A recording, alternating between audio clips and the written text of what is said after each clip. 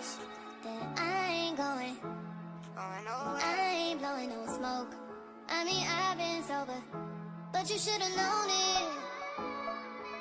I wasn't going. Welcome back to the Women in Between podcast. We are so excited to have you back, and I'm incredibly excited that we are having a guest episode again. The Women in Between is a place where we talk about life's transitions, navigating them, and thriving in this full life. And I am so excited to have Christine here. Christine, why don't you introduce yourself? Hi, everyone. I'm Christine Baker. I go by a double name of Christine Monique. So, yep, I'm from Jackson, Mississippi, graduated from the Jackson State University. I currently have a licensure as a LMSW, that's a licensed mental health social worker. And I live and work in Collin County of Texas right now. So, yep, that's just a little bit about me. Thank you for having me tonight. Yes, thank you. Thank you so much for coming. I love how the universe works. For the audience, we actually met through my brother, who is also a mental health professional, and I just love that connection where you meet someone and then there's another degree to it. So I'm just excited to have you here and learn from your experience and just have an amazing conversation. Absolutely. So I know we're going to kick it off with the mental health space, right? That's where Yes. your profession is. I know we were talking about it a little bit earlier, but I am curious, I have some, friends, obviously, my brother is into mental health and everyone has their own reasons for why they get into it. And it is a challenging job. It's taxing, emotionally and mentally, the schooling alone, right? And so I'm curious, what led to your decision of getting into the field and what has your journey looked like so far? Yeah, so definitely I could appreciate wanting to just help people. I've always been more of a servant. I've always had a servant's attitude. And even when I was younger, my pastor would prophesy that over me, the pastor that I was attending the church at in Mississippi. And my grandmother would tell me, you're a servant, like you're a servant all around. So I knew that it was definitely going to be something for me in the helping profession. I initially started out going to school for journalism. But then I quickly changed that to nursing. And then when I got to nursing school and got in phlebotomy classes and realized I had to dissect a frog, I was like, nope, can't do bodily fluids, can't do blood, urine, saliva, none of that. So I ended up just kind of thinking, I took an assessment and I actually saw what I would be really, really good at. And I found some skills from the assessment that I was like, okay, yeah, I agree. I definitely can do this. I definitely can do that. And it landed me with social work. So went full on speed. Getting my degree, my bachelor's in social work, and then got my master's in social work, all because I'm really a servant. So a lot of what I do is just seeing how I can serve my community. Right now, I do community mental health. I did community mental health back in Mississippi. So that's always been important to me, just kind of getting in where I can fit in. And that's really what social work is, or any of the public service fields. You're just getting in where you can fit in and you're trying to make your community better. You're trying to make people better. So how may I be of service to you? Yeah, no, that makes sense. And I love that. I kind of think the same way where like we were all born already with purpose. It's just about where we are planted and how we're utilizing that purpose. And if it's service, Absolutely. where can I be a servant? There's this song that says, Lord, if I could be anything, let me be an offering.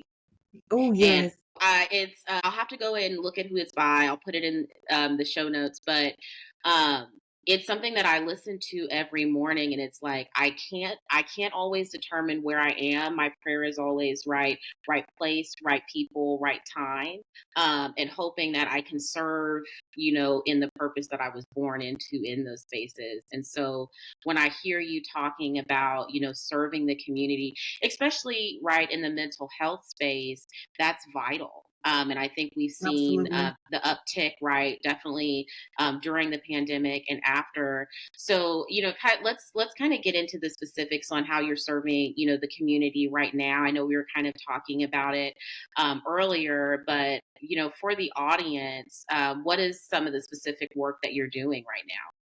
Yeah, so right now I'm an MST therapist for Collin County, as I said, and what that is I work at all levels of the kiddos. I call them kiddos at the family and the kiddos ecology to make sure that the kiddo stays in the home. A lot of the kids that I work with have really pathological behaviors that will either land them in placement or jail. And my program, we just want to kind of come in and help where we can to keep the kiddo definitely in the home and on the right track. So that's what I do. That's what pays the bills. But on the side, what I'm doing is I actually have a empowerment group that I have had probably since 2007 ish, and it's Wow. called Descendants of Eve. And Descendants of Eve is just an empowerment group, a safe space for women on social media, where women will come in and just share how they're feeling, sharing what's going on throughout the week, sharing struggles that they may have had or encountered, and where I'm out, what I'm able to come from the professional aspect, but also the spiritual aspect, and say, hey, this is what God is challenging us to do in this season. And that's how I kind of give back to the women who follow the group. Right now, the group has over 500 members. Wow. So yeah, and I just been, of course, thinking of new ways so I can take the group to a new level. So I may get on there one week and just put some topics out there. Last week we focused on the virtuous woman. And Okay. I got a bunch of feedback about that. And someone was like, yeah, let's stay here for a while. So definitely trying to get in and help women to become more than what we see on the surface level, right? Because social media will have us thinking that a woman or a lady is a woman that walks around with certain clothes that show everything and cursing and everything, but really what a lady should Mm, look like in this season. What does a lady look like to you? So all I know how to do is go back to the Bible and like talk about the virtuous woman and what she like, and how she dresses, how she speaks, how she's active in her community. So that's pretty much what my group is about. oh, I love that. And I need to join that group. I'm gonna look that up Yes, and you get a part definitely of should it. Yeah, because join. I love that encouragement piece. And you talked about like, you might post something on the virtuous woman and they say, let's stay here, right? You start to, and I'm sure being in the community, both professionally and then the work that you're doing outside of that, you start to maybe see themes or trends potentially, like what people are wanting to discuss or maybe what people are struggling with in the mental health area. Can you talk a little bit about what you've seen there lately? So, a lot of struggles right now is surprisingly, a few of the women that follow the empowerment group that I have, they may reach out to me because they're struggling with finances, right? Or they're struggling with, relationships and things. But what I like to try to come from, Jaleesa, is just simply a place of not what you're going through, but how can I get you to glow through what you're going through? And what I mean by Yes. glow through it is we're going to go through things in life, like, you know, divorces, separations, financial issues, just different issues that we're going to go through. But it's not us going through them, it's how are we excelling through these things. Are we being grateful Hmm. in the season that we're in? Like, you'll never be in this season again if you pass this test. So don't you want to make this season memorable? As tough as it is, as rough as it is, don't you want to make this season memorable to where when you're at a certain age, you can say, yep, been there, done that, and I aced that test. Like, because Yeah. that's what life is. It's a test, right? Yep. So the community that I'm trying to build is to help other women realize it's not just you going through this. This sister over here has some of the similar issues that you have. So how can we all help each other get out of a season of complaining?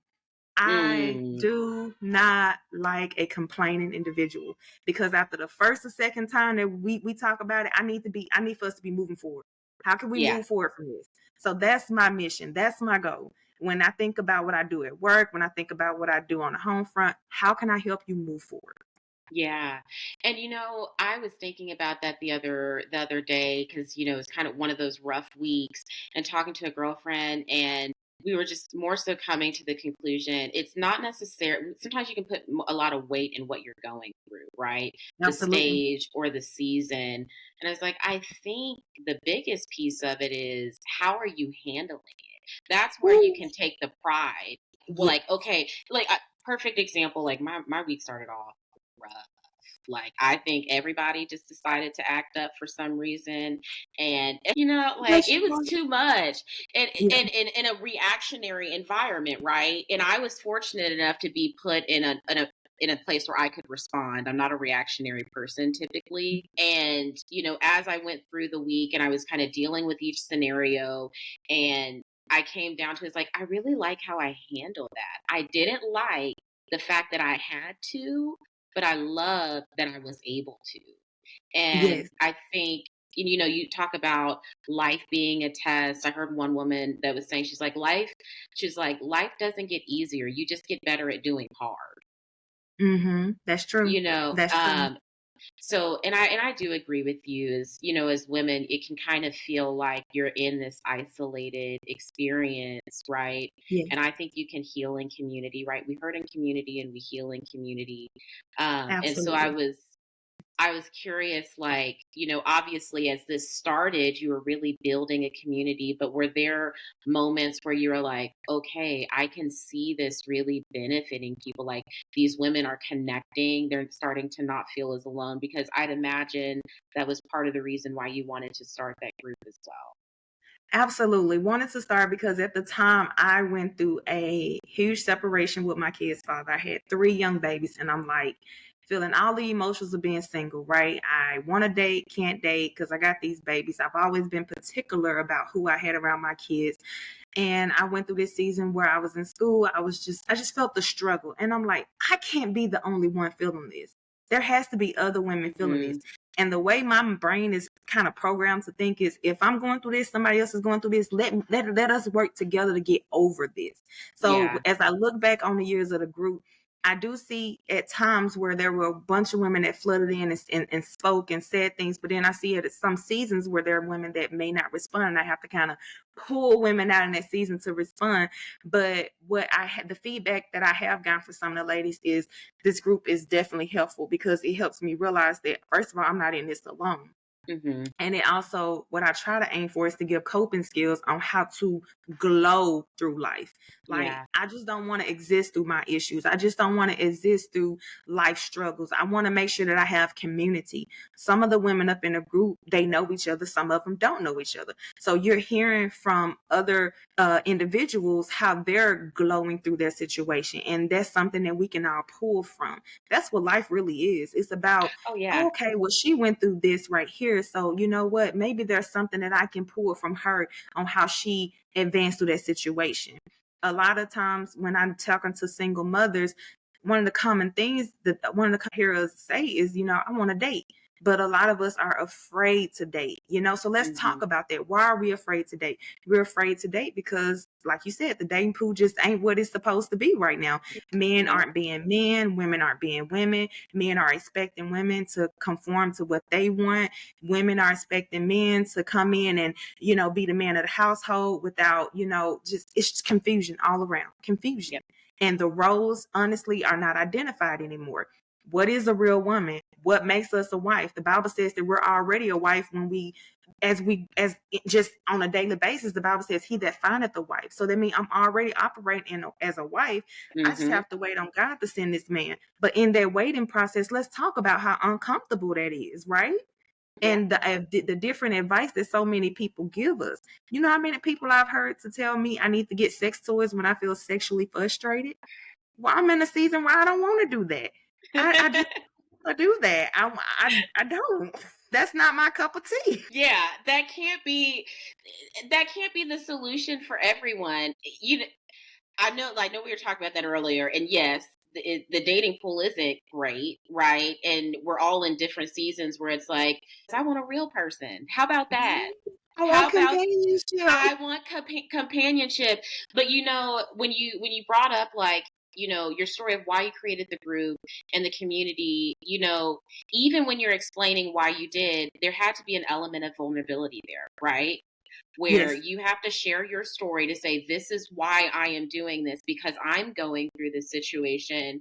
And I find, like, not everyone is comfortable giving that vulnerability, right? Because they do feel alone, yes, or it's just a new situation. And I know that's how I felt. I was married for 5 years and then divorced and 2 kids. And I remember, one, like, I felt very out of place and I didn't know what to do. Like, I hadn't yes, seen a lot of that modeled in my family. And I also felt like my experience was very isolated. And I remember the day that I filed, the next thing that I did was I started looking for divorce support groups. I was fortunate to find one at a church, and when I went, that was probably the one space where I could actually just be vulnerable about what I was going through. And in those Mm, groups, you have, right, everybody's at a different stage, right? Some yeah. people might have been already divorced. You know, they've gone through the process, they've been divorced for 6 months, a year. Some people are just thinking about it. So they're in this Yes. space, right? And it's interesting because you're getting these different opinions. You're being able to see, okay, this is what it looks like on the other side. This is how you navigate these avenues. But the first step that I had to take was I have to be courageous enough to say, I'm in this situation. I don't know what to do. I am hurting, and I need help. And it's amazing that you've done that with these women, especially when you start putting it out on the internet, because so many people don't have either access to those resources or family or friends. Like my best friends, the year I got a divorce, they both moved. I was like, how is that supposed to work? You Yeah. know? Yeah. And I want to say something when you said being vulnerable, vulnerability is really a beautiful thing, right? But keep in mind where I come from. I come from small Mississippi, right? So I call it small minded Mississippi because everybody at that time was like, hey, you don't want to share too much on Instagram. Hey, that's social media. You don't want to share too Yeah. much. How can I reach women, souls, if I'm not able to be vulnerable in this moment? And I can't get Hmm. on the phone and have conference calls with everybody. So sometimes you're going to get vulnerable posts. And Yeah. I need people to be okay with that. I need people to be okay with how can we discuss how to move forward, how to look forward to hope. Like, how can I give hope to women if I Yes. cannot be vulnerable? Because then what it looks like is people typically don't like to take advice from people they feel like they can't relate to. So if I'm not relatable, if I can't talk about the struggles of being a single mom, if I can't talk about the struggles with Christianity at the moment that I Hmm. was facing, if I can't talk about why I didn't want to go to the church, if I can't talk about the frustration that I honestly had with God at one point in my life, Woo. then I'm not coming from my truest, purest form. And you want the truth, pure Christine Monique. If you Hmm. don't get the true story, then you don't know the testimony, and then you get lost in why am I doing this? Why is she posting all this stuff? All this stuff goes back to everything that I've had to hold on to in seasons where I really felt helpless. Helpless. Oh man. Yeah, I definitely felt that. And I agree with you. It's a beautiful thing. I used to really struggle with it. Honestly, part of the reason that I even started this podcast was because my therapist was like, you need to start being vulnerable.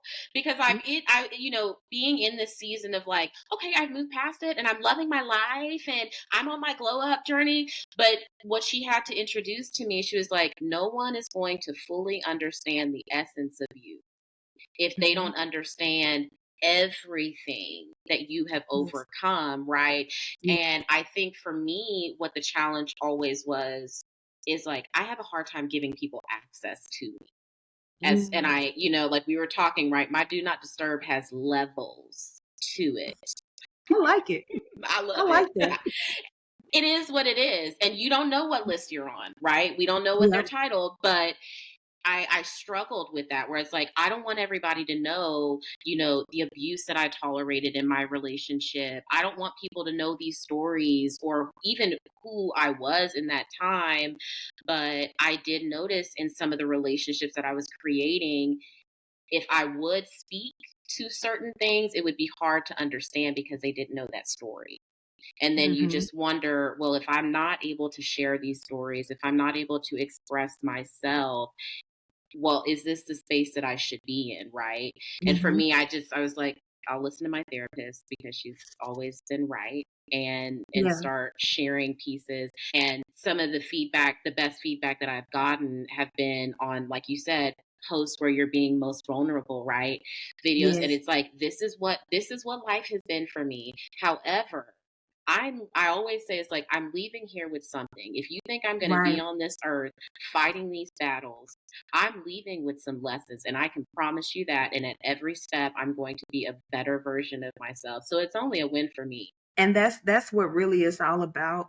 When I think about, again, what I do professionally and personally, when I think about a lot of my passions that I still have, and I briefly shared a few of them with your brother, but when I think about that, I really get excited because all of Mm, it is stemming from a place of where I've been at some point in my life. So that means that this passion is on me because I've overcome that, or I'm going through it and I'm going to overcome it. And I agree with your therapist. It sounds familiar to what my therapist has said. My therapist told me multiple times, and I hear multiple people say, "Hey, you need to write a book. Like, you really got to share this information." But, I'm really big on timing because yes. sometimes we can take people too fast. And I've had friendships where I've taken people too fast. And I say, you know what? I'm going to give, like you said, it's levels to this. I'm going to give Yeah. bits and pieces of this and that. No one on Descendants of Eve, my social media page, knows my full story. But if Hmm. they was to put together every story or every post that I've kind of shared, I'm pretty sure you could speculate, well, gosh, Christine Monique has really gone through some things. Yeah. And the reason why I do that is, again, like you said, it's levels to this. I don't want to be too much for someone. But in time and with getting to know me and getting to know me through the group, then you'll see she's been cheated on. She's Mm, been in a domestic violence relationship. My gosh, she's going through this phase where she don't want to, bring men around her kids, but she is lonely. So she's talking about her loneliness, you know? And that's beauty within itself because I'm yeah. able to be, like you said, vulnerable. I'm able to share my story. And then it brings out other women that say, gosh, how did you get over that? Or what are you doing? And when I first got one of my first messages, I will never forget. A lady reached out to me and she said, I read your testimony. You have a beautiful testimony. She said, I would never share mine like publicly, but I will give it to you and you can share it at your discretion. And this woman had been through countless amounts of abuse in her earlier relationship. She finally Mm, got blessed with her soulmate. And she basically wrote down and sent to me what she felt like worked best. People need to hear that. yes. Sierra can't be the only one that had a prayer. Everybody else has a prayer. Everybody else has a guide that they did. Like when people ask me, how did you make it as a single mom? I literally tell them, I honestly don't know. All I know is Yeah. I pray. I can only give you what worked for me. Yeah. Prayer and getting my butt up every day and just refusing to quit. That's what worked. But Yeah. people need to hear that. Yeah, it's like they need to hear the story and then they need to connect the actions that were happening within it. And it's not going to work for everyone. And, it was kind of similar for me. I remember I had posted like this weight loss journey. And for a lot of people, well, I'll backtrack. For a lot of people, most people don't know what happened in my relationship, the divorce, or anything. It's a very small amount of people that know those stories. And part of that relationship, there was a lot of verbal abuse around my weight that kind of put me in a bad spiral. And it took years. And I hate to say it, it took years to overcome. And I remember I had got this video, and I was like, I mean, I actually do see progress, and I had seen progress. And it wasn't even about the weight anymore. That was the craziest thing. And I remember drafting this video and I was like, well, I don't want to say this because then and I don't want to say this. And finally I was like, no, first of all, you spent 6 months in therapy alone talking about this. So we're actually gonna speak on it. And I just remember, just being very honest about where my mental state was over the past couple of years, especially when it pertained to my weight, how my relationship affected that. And I was terrified. And for the first time, I started getting like, it was calls from my family and then messages. And they were like, that just made me like look at you so differently and understand like how much you've overcome and how much I could. And then it started getting to where it's messages on like, you motivate me to do this and you motivate me to do that. And I was just like, I'm just this chick trying to figure it out. Right. Like, I got I don't know one what I'm challenge. doing. Right, right. I like that. Mm-mm. But one thing that you said that I actually want to say, first of all, I'm proud of you because what it sounds like I hear you saying is you did all of those things. You did that video. scared. And a lot of Terrified. women don't understand, a lot of men don't understand it's okay to do things and be scared. Hmm. When I made it's a lot of videos that I've made that I have yet to post because I was scared. But also I believe that was my God's way of telling me not right now. But when it's funny when I do feel released to send those videos out, I send them out, I post them, and when they're uploaded and people view them, it's something that somebody needed in that season. Yeah. So whether I was scared or not, I did it scared. And that's what I like to tell people. Do it scared. When I relocated to Texas 5 years ago now, I did it scared. I didn't have a lot of money. I didn't know. I just did not know what to expect, but I knew I was tired of the old. And that's kind of where I Mm. am with dating. I don't know what's next for me, but I know I'm tired of the old. I'm tired of getting with the guy and we have the best 5 to 6 months of our life. And then we're at a pause and a standstill and we go our separate ways. And that's kind of been my norm. So again, I'm doing it scared. Right now I'm scared. I'm scared because I'm like, oh gosh, I don't like to put labels on things, so I'm not going to say that I'm celibate, but I'm operating in a celibacy mind frame, which means I'm not giving my body to anyone that don't deserve it. The only Yeah. difference is I just cannot make that commitment to God right now, because if I make a commitment, we all know Satan hears it, and then he brings Mr. Sexy coming down the street, and I'm like, he can get it all kind of ways. Well, then now See. I got to go back on my commitment that I've made. With that being said, I'm doing it scared. I'm scared right now. I'm scared to be the head of my household. I'm scared to not express myself, sexually like I would like to, and not get to know me. But I also know that what worked for me in the past just does not work for me anymore. So I'm Yeah. doing it scared. You have to. And you hit it right where you're like, eventually you have to just get sick of it. You have to be Absolutely. sick of doing it that way, and then you figure out another way. And I think, the way I've thought about it is, right, we talked about being of service. And when I tell myself, like, Lord, I'm just trying to be an offering here, and Yes. coming from that mindset of like, I don't know, maybe this can help somebody if it just helps one. Right? Because I know what that feels like. When I tell you the way that if I could go back in my Google history when I was fighting for my marriage, I was trying to find so many articles, videos that mirrored what I was going through because I wasn't ready to be vulnerable with anybody and share it. Right. I wasn't seeing a ton of it online. And it's like, I wonder how much time I could have saved. And there was actually one girl that I went to high school with, and she was actually on this podcast a few weeks ago, Tanasia, and she was very open. She was open about her divorce. She was open about co-parenting, blending families, and because of that, when I started to go through my divorce, she was the first person I reached out to and I asked for advice because I Wow. had seen her story. Yeah, That's powerful. That's and powerful. And one thing I think about when you say that, like right now, I really want to read Shawnee's book. mm, And you probably like, why? Well, because Shawnee represents what I was. I was the loyal. I wasn't a wife. She was the wife, but I was the loyal, in a relationship. He mm-hmm, was the one going out cheating and doing everything, but I stayed loyal. I never, to my knowledge, I never just back talked him or put him out there in the limelight as negative. So I like to see women's stories. So that's why I'm excited to read her book, because I'm hoping that it's something in there that can shed light on how she became now Shawnee Henderson. yes, We've seen Shawnee O'Neal, we've seen Shawnee go through her period of having the franchises with the basketball wives. So that's mm-hmm, after the divorce. So I want to hear those stories about how she overcame. There yes, is power in listening to other people's testimonies. There's power in, like you said, being able to help, even if it's just one person. If I read that book, I believe that I'll continue on my deliverance journey, because I'll be like, if God did it for her, and if this is the route that she chose, and she's going to talk about it was rough before she met her Mr. Right, mm-hmm, then I'm willing to do that. I'm willing to stay in the course, and I'm willing, no matter how ugly it is, to stay on this journey, because I know that God did it for her, my sister, right? Even yep, Sierra. A lot of us reference her and Russell Williams, but there had to be a period where she felt like, I might as well just stay here with, mm-hmm, my ex.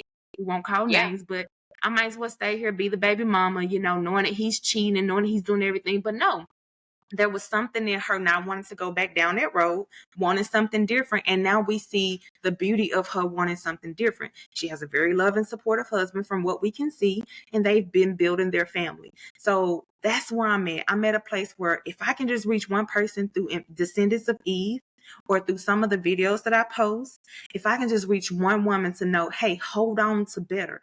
I don't even know what better is, but I see the idea of better in my head. Yeah. And I know that better for me means staying on this path, not reverting back to old familiar ways. So I agree with you when you said if I could just reach one person, then my Just job is one. done. Exactly. And I'm always, as I started just being more honest, right? And I think there always has to be a level of trust when I open up with people. But as I started to become more honest and vulnerable about how I feel or even what I've been through, it's always interesting because people are like, Jelesa, that would help out so many people. Same thing as you. You should write a book. And I think, I'm also at a stage where it's like, I'm just kind of living in the moment at this Mhm. time and trying to, wherever I make impact, and it's going to naturally happen. And that's why I say I'm consistently praying, Lord, please continue to put me in the right places with the right people at the right time Yes. because it is working. And, when we talk about just the reach, I remember when I first got divorced, I was living on my own. And at the time I was practicing like all these self-care methods and I walked a ton. And when I would walk, I would listen to podcasts. And I decided, I was like, Lisa, you need to stop listening to these true crime podcasts. It's not healthy. Like I would listen to true crime podcasts all day because for me, and this is so sad, but I think it just kind of magnifies like the environment I was in. It was like a positive distraction, like hearing about somebody's life that was worse than mine. Yeah. Yeah. And that's what I would listen to morning to night. And so I had to make a decision, right? We're not going to do that anymore. And it was hard. I Because love it. Crime Junkie had me in a chokehold, and Dateline in 2020, like that was consistent. And so Well, I I made don't feel bad because I watch Forensic Files. I fall asleep off Forensic Files. yeah, it's like Also, it's it's like so soothing. right. And also what it does for me is like a moment where I'm like, I see the true crime of the situation, and I'm like, oh, thank you, Lord, for delivering me. 'Cause if I had stayed there, look, this could have been me. For real, for real, for real. I mean, So I watch it. Yeah. it's So something I watch about it as it. preventive measures. Not preventive. Not preventive. Oh, man. Hey, it could, yeah, I trust me, I feel you on that. And, so when I made the decision to switch over, I'd come across this podcast called Balanced Black Girl, and I just got hooked and I Hmm. absolutely loved it. And I listened to that for 4 years. I still listen to it. It's amazing. And I had just started podcasting and decided to go to an event. And the host, Les, was actually going to be at this event and it was in Austin, right? So 4 hours away. And I was like, I'm going to drive because I Mhm. need to meet the woman that helped change my life, right? Right. Every week listening and actually executing the practices. And I remember meeting her and just telling her, I was like, you don't understand how much your podcast shaped who I am right now. Yeah. And, to be able to one, have that full circle moment was amazing Mhm. for me. And, Absolutely. to like, I'm not about, look, I don't drive for people like that. I got to be honest. No. But the fact that like it was on my heart because what she was saying was true and it was resonating and it was because she made a decision to be vulnerable, to put that out into the community where it could reach multiple people. Like she's Absolutely. not even in this state, and I think it just goes to show like how much power our testimonies have, no matter what avenue we decide to share them. It might not be social media, right? It might not be the book, it might not be the podcast, it might be the conversation in the grocery store. Absolutely. And Mhm. those are what I call natural ways of reaching people. I love it when I'm at a grocery store or at work in a break room and I just run across someone and um I have to testify. I have to let them know what's going on or I have to listen to them. I've met friends who are people who are now friends that have said that's how we met because it was just something about her light. And that's what we're supposed to be, Jelesa. We're supposed to Yep. be the light for other people. Again, Hmm. some people out here, they don't know. They're just, like you said, living one day at a time, living in the moment. But when you find someone that you can resonate to their story, you can be like, I've been there. Like, I dealt with that insecurity. I did a video one time on how we should be looking at what we've gone through as and be grateful in the season that we're going through them, because you may never go through this again. I know some people are like, woo, I don't want to go through this again. But everything we go through helps us build character. So if I Yes. can identify with a woman that has character, like I say, for me in this season is Shawnee Henderson. And, for other seasons, there was Sarah Jakes Roberts for me. Yeah. And some other people, Renee Brownlee, she's one of the people that do like TED Talks or something like that. So each season there definitely should be an individual or a person that you pull from. Like, I have a friend right now that God placed in my life here in Texas, and I pull her joy. I'm like, girl, when I first met you, you had such a joy. And I was going through a season where I lost mine because of life stressors, life struggles. So I pulled joy from her, and now I'm back joyful. So the next person might want to pull that from me. Hey, Christine Monique, how are you still joyful? Well, for one, I'm praying, like you said, consistently praying. Yeah. And also, we got to be careful what we're praying, what we're asking of the Father, right? The Bible says, bring your cares to me and cast them on me. When you cast them, that means you're throwing them, you're putting them at his feet. Don't pick them back up when you walk out of the church. It's a mind thing. You have to literally set your mind and say, I'm leaving this at the altar with God, and I'm walking away, and I'm free from all of that, free from everything that had me bound. So whether that be a gospel music, whether that be a scripture, whether that be a podcast, whether it be a plan on the Bible app, whatever it takes for you to get back to your norm or to get better than what your norm was, I encourage you to do that.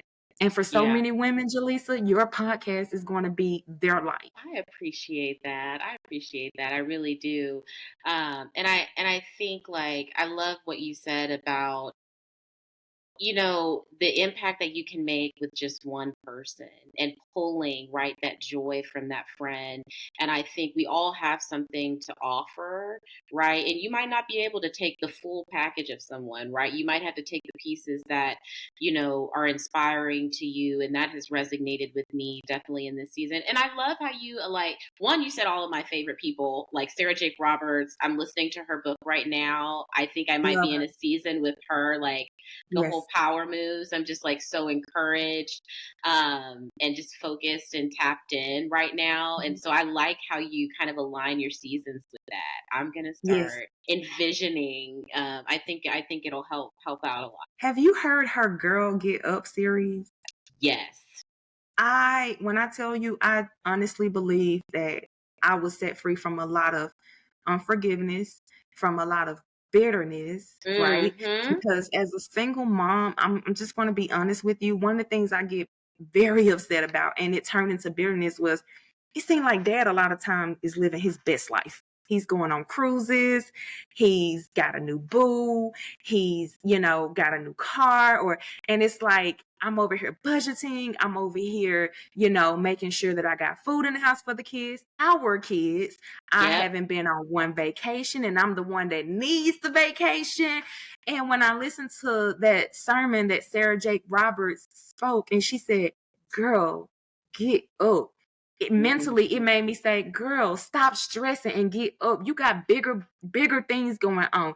And in due time, your joy and your season will come to where you're able to have a babe, but your babe gonna be your husband, where you're able to go on vacations and where you're able to do this. So stop comparing yourself in this season and just continue to hold on to hope. Right now, the only hope I may have is to just put on my TV and listen to her, or listen to Shawnee's husband, who is Pastor Keon, and be like, you know what, Pastor Keon Henderson, he preaches a lot on letting go. Yes. Let it go. Let it go. No matter what season you in, we all got to find something or someone that we can identify with that brings us joy and hope. Yes, yes. No, I do remember that series. I remember crying during it when she was just, girl, get up, girl, get up. Because I was kind of in that bitter stage too. And like, it's like, this isn't fair. He gets the time to do this and that, and I'm ripping and running, and I'm extending olive branches. Really? I don't know if I've shared this with a ton of people, but like there was a very big chunk of time where I was not only mad and bitter at him, I was really mad at God. I had a Yes. problem. I was like to the point, don't play a church song around me. I'm not walking. I Yes. was angry. I Yes. was very angry. And the only reason that I even found that video is I was living with my parents and my mom, she was like, well, we're gonna put a church online at least, Jelesa, and that's what came up, and I just remember sitting there and I was like, Yep. okay, so are we going to continue to sit in this space? And Right. I ended up following her from then. Like, I'll be honest, I hadn't heard as many of her messages before then, and it just radically changed my life. Even like when it got to like, obviously people move on and they start dating, and you're just sitting there, and it's like, why does he deserve that? Right. And yeah, Right. and then I had a friend tell me, she's like, you're the only person in this race. It's just you. Right. It's Right. just you. And it took me probably like 6 months to really start to process through that and realize actually I am. So sis, pop off. And that's what I Right. did. Love it. I love it. I love it. And what I also, it seems like what I hear you saying is something that I struggle with as well is when to share, right? Because in Hmm. that season, I was, like I said, I was bitter, I was angry, and I didn't want to make posts about that. I didn't want to reflect what he was doing because, for one, that's giving all the credit to him, and he never deserves the credit, God does. Yeah. And for two, it puts me, it can be misunderstood by the recipients who listen to me Yes. or who watch my videos. They can be like, Christine Monique is really not healed. She's talking about how he just Hmm. went on the cruise. And that's not what I wanted it to be about. What I wanted it to be about is the struggle of a single mom who Yeah. has to sacrifice constantly. And when she looks to her left, she doesn't see that her ex-spouse or her ex-husband is doing the same sacrifices. Like, I just need for the workload to be balanced, right? Reality is never balanced, and it's Never. never going to be balanced. There's actually an old saying that says, mama's babies, daddy's maybes. Daddy can pick and choose what he want to do. He can maybe do, but mama always has to do, always has to come through, and always has to have a plan. It's just the reality of the situation. So again, how do we help you glow through this? We help you talk Exactly. about it. Where are you mentally right now? Mentally, I'm upset. I'm upset because I feel like I deserve a vacation. I would love to get a text that says, "Hey, I'll get the kids for a month. You go out of the country," but that's just not what it is. So I want to talk about this because if I'm feeling this way, other women are feeling this way. Hey, let's get Exactly. together, not to complain, but let's get together to show God gratitude, and let's get together to see how can we plan in the future. In Yep. 5 years, when my kids are in a better, like they're done with school and they're in a better, and wherever they're going to go, wherever life journey is going to take them, I'm going to be the one on cruises. I'm Hmm. going to be the one enjoying life. I'm going to be the one, like you said, popping off and living my best life. But right now, Yeah. it's just not that time. And I want to Exactly. collaborate with other women that realizes this is just not my season. But when it is, girl, we going to all get together. We may do a Descendants of Eve cruise, like girls cruise. You just never know. Yes, to just celebrate. And I love that you said that it's just not right now. And It's just I not. have to tell myself that too, right? This is not the season. There will be a moment where it comes back and you'll get your time. Yeah. But right now we have to make some really tough decisions, as far as like what needs to happen. And you know even like I know we were talking earlier where you were saying like you're in a season where like you want the companionship, and I feel like I'm kind of in a season where I'm like, if it's going to help, great. But if it's not, then that's fine. And it's funny when you mentioned that quote about the wife, the role of the mother and the role of the dad. I was talking to my therapist one day, and I don't think she realized how much she shook me up when she was like, statistically speaking, married women have a shorter life expectancy than married men. Mm. Yeah. And she was like, and single women have a longer life expectancy. She's like, because Jaleesa, she's like, when you get with a man, you're taking on more workload. She's like, automatically. And she goes, and just the dynamic, right? You're when we think about what a woman is, right? You're the one organizing and planning and taking care. And she's like, and that's why men have a higher life expectancy. And I don't know if she realized when she said that, I was like, well, it looks What? like we're not doing it then. So I definitely understand. And I think, with having the community and having that support and being able to speak to it, and it pours into you as well, it's incredibly important. We were talking even about the dating thing, and like when I see posts or conversations about that, especially within the context of like single parenting, now when I look at it, I'm just like, I don't even want to do this anymore. I digress. It's trash. And I have I do have girlfriends that will, they'll call me and they're asking for dating advice, and like I think like you said, there's nothing really good out there, and I think also I've been told my standards are too high. I personally don't. If you saw who I was with before, you would know they weren't. So I'm sorry. But so I think for me, it seems like it's just a really complicated space, even in the Yeah. past 2 years. Yeah. And not even complicated, just misunderstood. I felt so misunderstood when I was trying to date, because it was like, what are you looking for? You looking for someone to be your kid's father. My kids have a father. He may not be on the level that I feel like he should be, but they have a father. They have a provider. So at the end of the day, I'm not looking for that. You would solely be for me. I need companionship. I want to grow old with someone, and I do want someone to come in and assist me and his father with continuing to raise our children, because that's what the family unit would be, right? But I say misunderstood because so many men have that notion in their mind. I actually had a guy tell me, I would love to date you. I think you're attractive. I think you're this, all these things. And I was waiting for the but I'm financially, I'm not prepared to carry on, you and your kids. And I was like, you wouldn't have to carry on me and my kids. And he educated me. He was like, well, yeah, technically I would, because, and I was like, dude, you're thinking too much into this, but Way hey, too okay, much. right. But that was his reason. That was his truth. And I had to respect his truth. So going forward, I know to put that out there. Like, first of all, I'm very independent, and they do have a father. So, yeah, I don't need a man to come into my life and feel like he has to fill a void.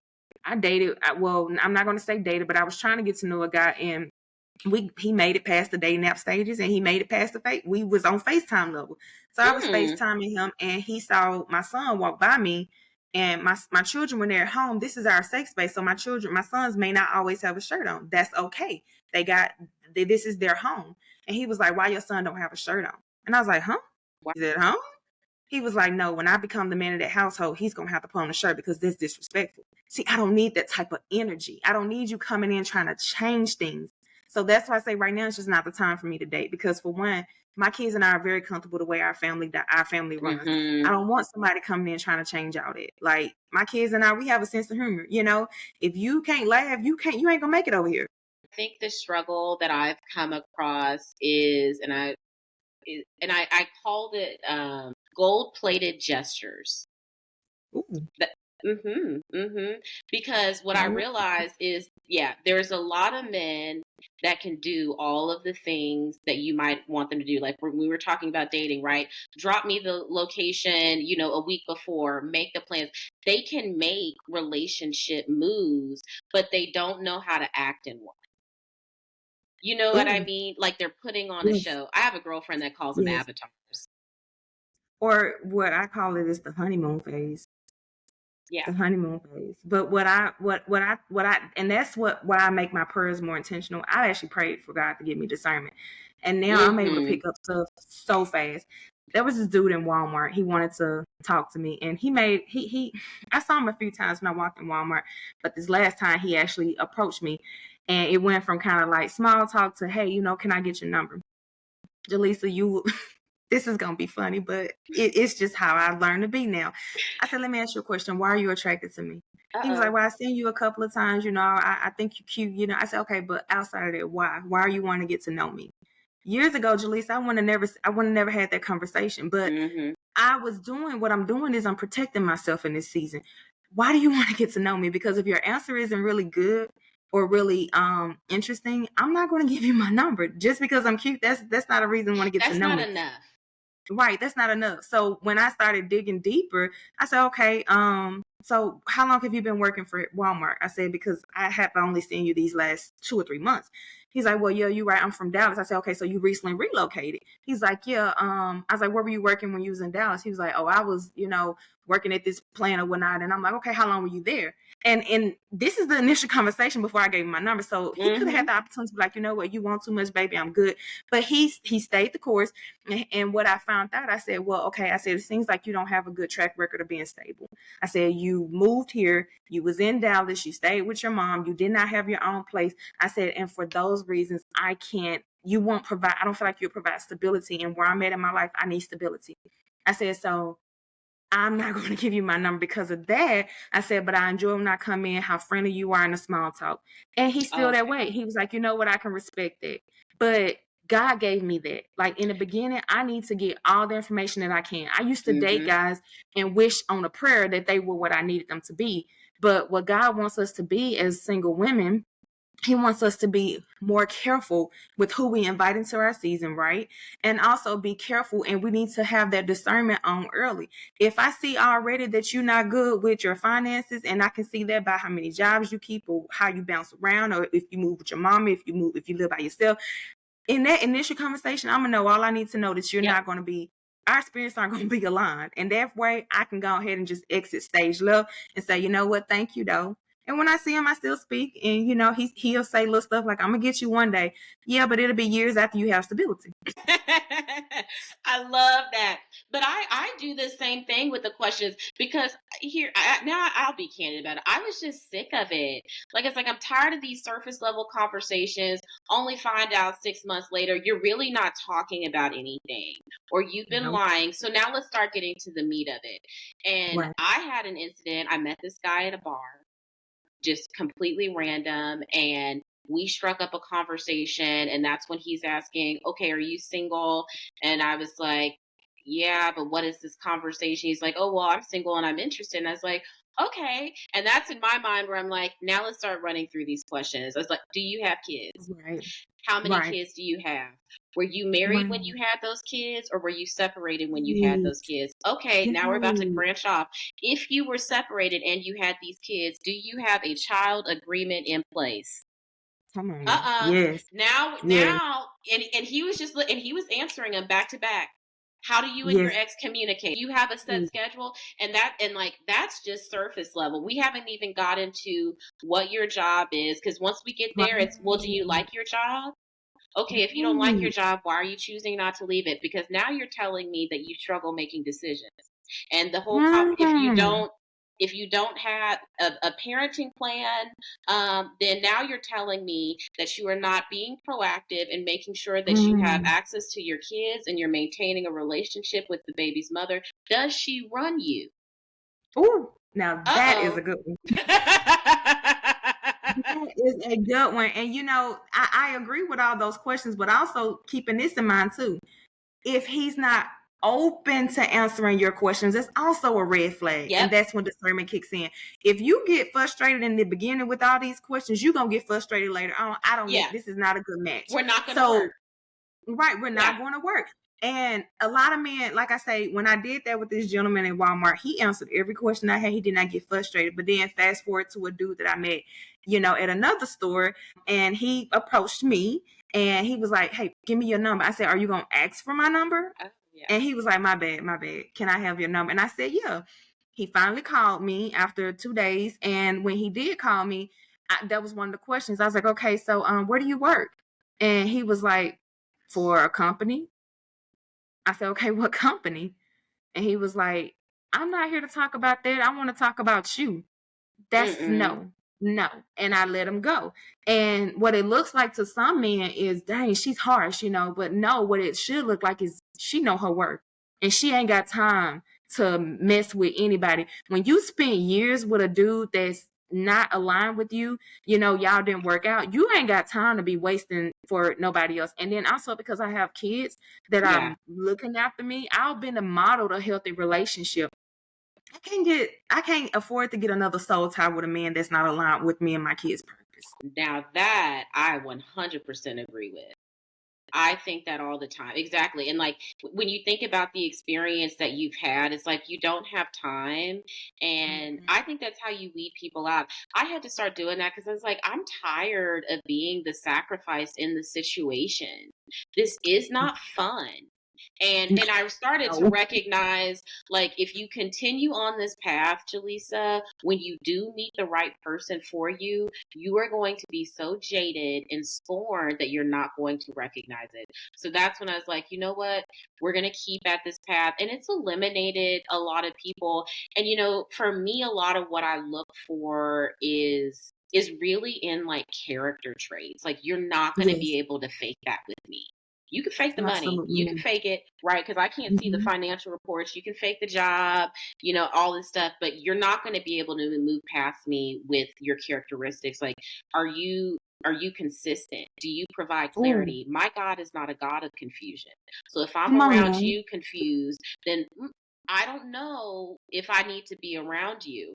And Right. I had talked to a guy that eventually just more so ended up being a friend because I realized I was Mhm. like, hey, if I'm fooling with you, you're going to have me stressed out.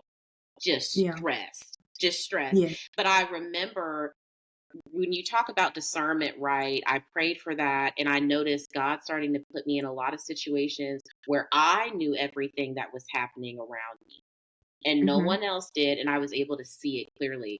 So with this person, like there would be multiple incidents where we would be in group settings and things would reveal themselves, Mhm. right? Certain whether it was the way he handled them with other Right. people, right? Where I started saying, okay, I don't know if you have boundaries. That's a concern because if you don't Mm. have boundaries, I don't know if you can't protect yourself, and you're definitely not going to be able to protect me psychologically. You're going to have me in rooms I don't belong in. You're going to have me Right. around people I don't belong in. That's concerning. Right. And right, I have kids, Right. and seeing that, and then I remember there was one night where somebody actually approached me, and they essentially validated every single concern that I had. And I was able Yes. to go back and be like, okay, Lord, that's what that was. And that's what that was. And it was like, thank goodness I didn't get lost in the sauce.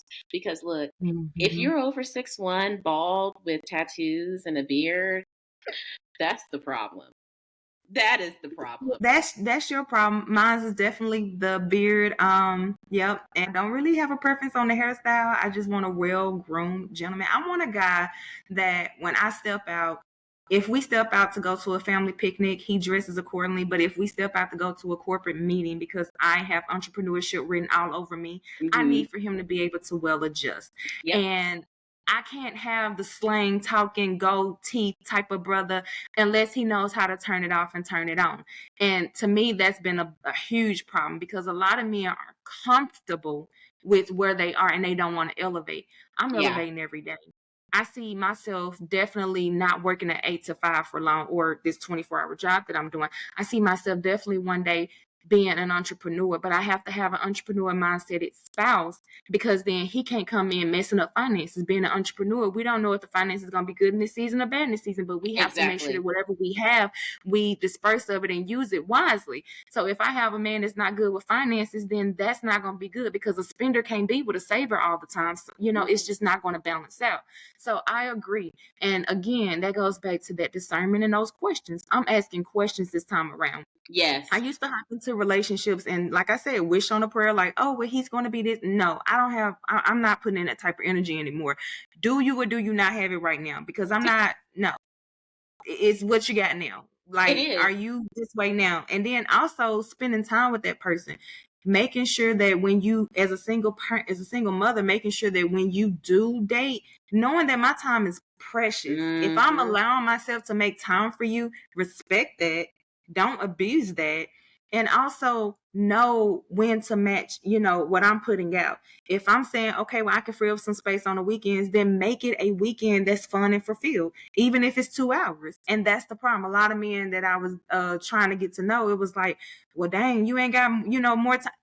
You want to take what I got or you want to leave it alone? Because that's what I got. Got two Time hours is left. It's money. Right. Let's make it memorable. Let's do what we got to do. Be respectful. But then again, it's a lot of entitled men that don't feel the need to work for a woman. Because as women, we're just freely giving ourselves out there. Mhm. And especially as mothers, a lot of times we have this attitude that feels like, well, I ain't going to get nobody. I don't know if somebody told you that, but you are worthy of everything that a woman who doesn't have kids is worthy of. You Yep. don't have to put yourself in a box and settle because you have kids. And that's the biggest misconception. You can still have goals, you can still have expectations, and you can still have a list. I have a whole list of deal breakers, and I plan to stick to that. I completely agree. And it's crazy when you say like that stereotype of I'm a single mom, so I'm not going to be able to find anybody. I thought that. I was sitting up here just boo-hooing, thinking like, Jelesa, you have these two kids. Who's going to want you? I was. I had no issues. What I realized, a lot of these men don't care. Nope. They don't Nope. they don't care. Out of my dating experience, and I told you I went through that period where I was like, I'm just gonna taste the rainbow, I'm gonna date whatever praise, and I'm just gonna get out there. Out of that experience, I think I only had one person have an issue with me having kids. And in the reality, like, he wasn't mature enough to handle that situation anyway, so that worked Yes. out. Um, Yes. but it's not, I have found a lot of men do not put as much weight. You just have to make sure that they're ready for the position. They don't know. They don't know. You Absolutely. have to be able to determine it. And I love what you said about that, where it's like you can still have all of these beautiful things. Hmm. You don't have to compromise. But yeah, there is a layer of it where you're having to consider your kids, like we were talking about, right? My kids are at impressionable ages right now, and I am Yes. incredibly protective of who has access. I'm protective of who has access to me. So That's my right. kids, you're not going to be around them, especially if I can tell that you're not a person of good character. Right. My kids will call that out. My daughter, she's pretty sharp as a tack. I remember I was dating this one guy, and we were making cookies, and I was sometimes you date at the level that you're hurt. You know what I Yes. mean? So That's you true. settle a little bit. And that's the Yeah. phase that I was in, unfortunately. And unfortunately, my daughter had a front row seat at that, and that will never happen again. But Right. we're sitting here making cookies, and he starts talking. He goes, yeah, my favorite cookie is, those ones with like the sugar on top and like some of the cinnamon and stuff. And my daughter looks at him and she was like, you mean a snickerdoodle cookie? And that's when I knew. I said, girl, he gotta go. He gotta Right. go. He has to go. Like, this is going to be a problem. So, you can't have everybody around that. My children are blunt, they are Yes. aware, and they are Yes. going to speak on it. And I have to think that way. It's like, and I do, and I'm like, I couldn't bring you around my children. I couldn't. Yep. They'll be looking at me sideways. There's definitely some guys. There's definitely some guys that have been interested in me, and I'm like, I can't bring you around my kids, dude. Now my 15-year-old and when him and my 13-year-old get together, they are Bernie Mac, and like it's a whole comedy show. And like I said, you can't be weak coming around here. Like, you just can't. And my daughters, they ask a lot of questions, and I Yep. like that because I'm not just interviewing you to be in my life because that's what they need. I need to interview you. But also I'm interviewing you to be in my kids' life. Are you a good role model for them? They don't need a father. But are Hmm. you a good role model for them? My mother she just got engaged, and she was a single parent all her life after my dad did leave her, and they got divorced, and she got engaged to about 2 years ago. I call him frequently when I need advice. He's a guy that I can list that will mentor me, that will tell me, no, I agree with you on this, or no, I feel like you're wrong on this. So again, I want someone similar to that, someone that my kids can call one day, and I trust that he's going to give them sound and wise advice, Yes. So that's important, and that's why we wait. That's why we discern. That's why we pray. That's the prayer. Exactly. Exactly. You have to discern, you have to be willing, right, to make that sacrifice of, hey, I can't date the way I used to date. The stakes are higher here. There's an Right. audience here, and I'm teaching, especially, we both have daughters, right? Where it's like, I'm teaching my daughter what to accept. Yes. And I just can't let anything fly. It took a long time for me to forgive myself for allowing myself and my daughter to be in the situation that I was in before. By the grace Mhm. of God, I'm hoping that, that period of time is going to be much shorter. So she'll remember this version of me. But we're not going to do that again. And I think also, like, it's the time. I Yes. have found myself where, I feel like I'm fine. I finally have my confidence back. I'm finally back to myself and I have my right mind. Good for you. Yeah, thank you. And, now it's like, well, I have all these areas that I want to pour into. Right. I Hmm. want to pour into professionally. This podcast is something that is a passion for me. And what I've Right. noticed happening is it's like, well, if I know that going to the gym is a priority, eating well, doing my podcast, succeeding at work, taking care of my kids, volunteering, all of these things, I need to make sure that you're worth the time because I'm Yes. already balancing a lot. Yes. And Yes. how are you going to weave yourself in? And if I can tell, like, you're going to, like I said, like the guy that I talked to, where I was like, you're going to stress me out. I don't want to be Hmm. stressed out like that. Right. I'm Right. living in stress. I am living in chaos. I have to, like, as much as I love how resilient I am, I'm not supposed to be acting in this position. Right. And I Right. don't want to continue doing that. That's crazy to have a man right beside you and you're still stressed and you're still struggling because I did that. And you could Hmm. tell in my body how stressed and tired I was. And, you have a lot that you're working on too with your kids and your work and, descendants of Eve. So it's like you have to be able to juggle it. And everybody that's in there, they need to serve a purpose. Yes. I agree with you. One of the things that I did do though, I asked my kids because, like I said, we have huddles now. But I asked them, I was like, would y'all want me to get back with your father just to kind of get their viewpoint on it? Not Hmm. saying that was going to totally make my mind up, but just to see how they felt about it. And one thing that shocked me is they told me they was like, actually, Mom, we didn't even like you when you was with our dad. They told me I was mean. They told me I wasn't as fun, Hmm. and that opened up a whole new deal for me. I'm like, wow, like I didn't know that that was their perception of me, but I was, like you said, I was stressed. He stressed me out because he was cheating. I was very insecure. I was more so trying to find out, like, trying to make him happy versus being a happy mother, a happy, Yes. nurturer. And I lost myself during that time with him. I was at my most unhealthiest. I had diabetes, type 2 diabetes. My A1C was very high. I was on a lot of medications. Like I was just not living my best life. I was totally overweight. I was almost 280 something pounds. So I get why they say that. So that helped me to make my decision and not go backwards because I'm like, I didn't like how it was. I can't afford Yeah. to give another 16 years of me being stressed out and unhealthy. I'll be in my 60s trying to give another 16 years to the same man. No, we're doing things different. And also I think about something that one of my spiritual fathers said. I asked my spiritual father, Elder Joseph Rogers in Mississippi. I said, why are you so faithful to your wife? Like, how do you not cheat? Like you don't have a desire to cheat. He said, no, because I prayed to God for my wife and for my family. He said, and God revealed to me a glimpse of what she would look like, how she had broke down and started crying if he did cheat. He said, and that vision keeps him from not cheating on his wife. He said, I never would want to hurt her. And I said, that's the type of man I want God to bless me with. A man that first of all goes to God about me.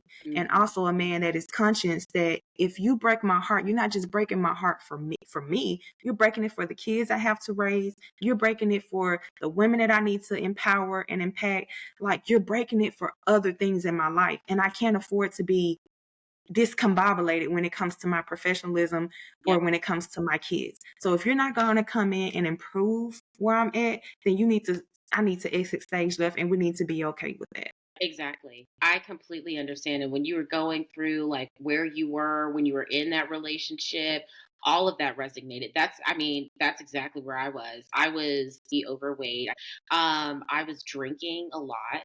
Like, Oh, yes. ooh, As a way to cope, right? oh Yeah. my gosh. a bottle of wine at night was not a problem for Wow. me at the time. It was like a lot of whiskey that I was drinking, a few other things, like not taking care of my body, not taking care of myself. I wasn't able to succeed in work the way I wanted to. A Mhm. lot of my friendships were struggling and like hanging on by the thread because you're pouring everything you have into this person. Right. Whenever I would have people ask, like, well, maybe you guys will get back together.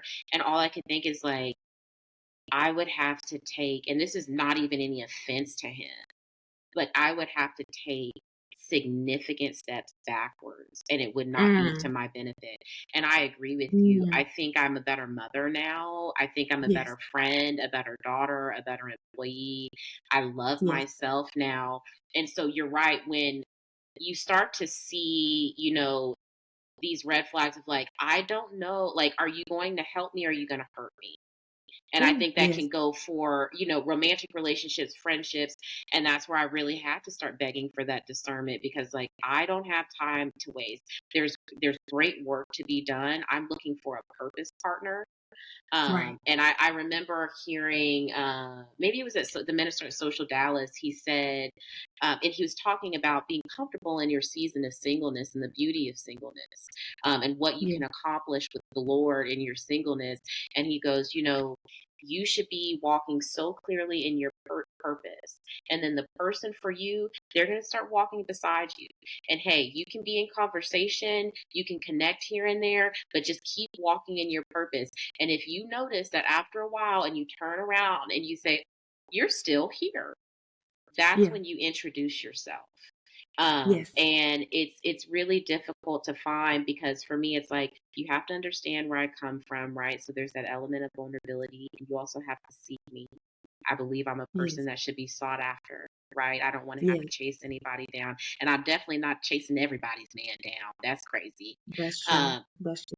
so I definitely, it resonates with me, especially, when you have the kids involved. So you're trying to balance a dynamic of what you're trying to introduce. So I definitely Yeah. understand that.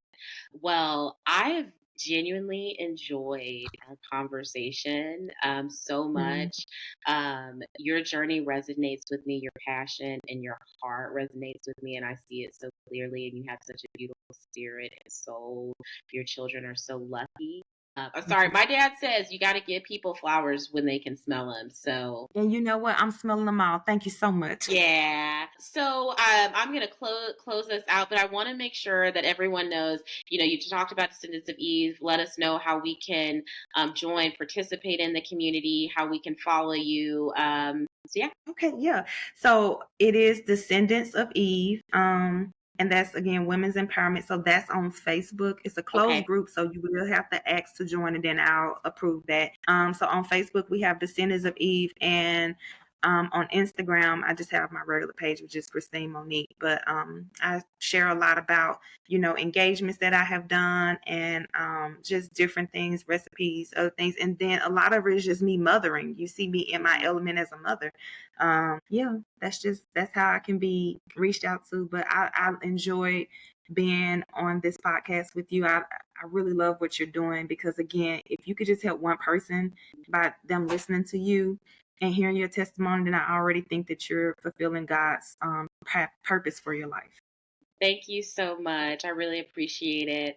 Well, thank you guys so much for joining. This has been another amazing episode, and we'll see you on the next Tuesday. Cause I don't want